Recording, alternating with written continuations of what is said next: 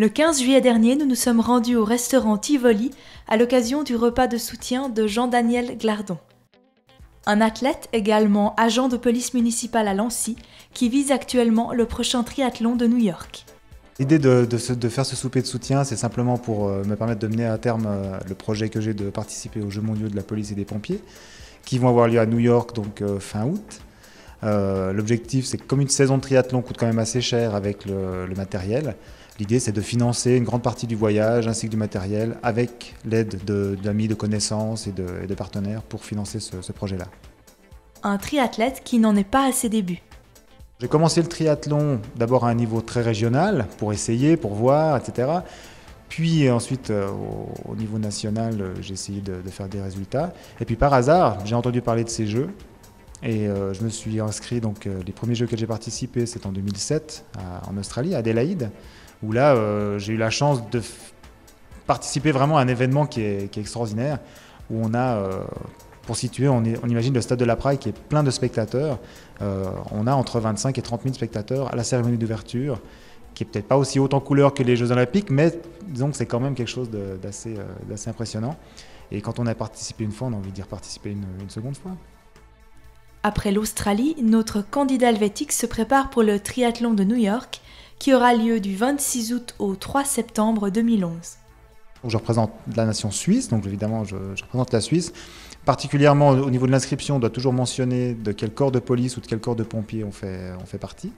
Et dans ce cas-là, c'est le département de la police municipale de Lancy. Le triathlon est un sport qui demande un entraînement intensif. Il n'est donc pas toujours facile de concilier travail à plein temps et entraînement. Le plus dur, c'est essentiellement de pouvoir caser les séances d'entraînement dans l'emploi du temps journalier. C'est ce qu'il y a vraiment de plus difficile. J'ai à peu près 20 heures d'entraînement par semaine, donc je me plais souvent à dire que je travaille à plein temps et que je m'entraîne à mi-temps. Alors ça demande beaucoup d'efforts, beaucoup de soutien.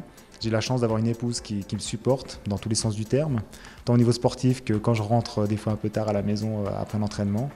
Mais donc là, on parle vraiment d'un investissement quasi à plein temps en dehors du travail pour réussir à faire des résultats au niveau du triathlon. Avant de s'envoler pour la grosse pomme, l'athlète participera ce dimanche 24 juillet au Triathlon international de Genève. On part du bain des Paquis, on fait 750 mètres, donc en général c'est une boucle dans le lac. Ensuite on course changer donc, dans le parc où sont entreposés les vélos et puis nos chaussures. Donc, ensuite on enfourche le vélo, on part pour 20 km donc, de vélo.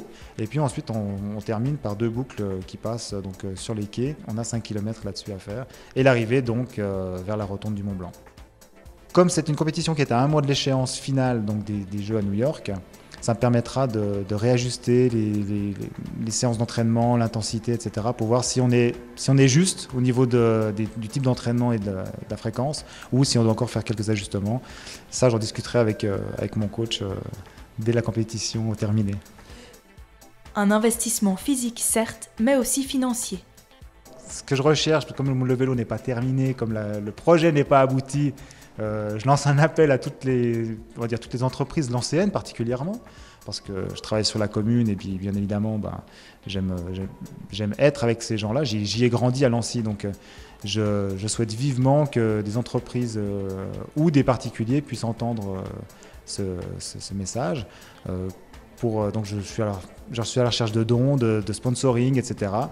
J'ai mon épouse qui a un site internet sur lequel on peut trouver toutes les informations relatives au dossier, au projet en lui-même et les possibilités de sponsoring ou de dons. Le plus beau dans le projet que j'ai pour New York, c'est l'à côté du projet finalement. C'est tout ce qui gravite autour de l'entraînement et de l'organisation. C'est de rencontrer les gens, c'est de discuter, c'est de partager.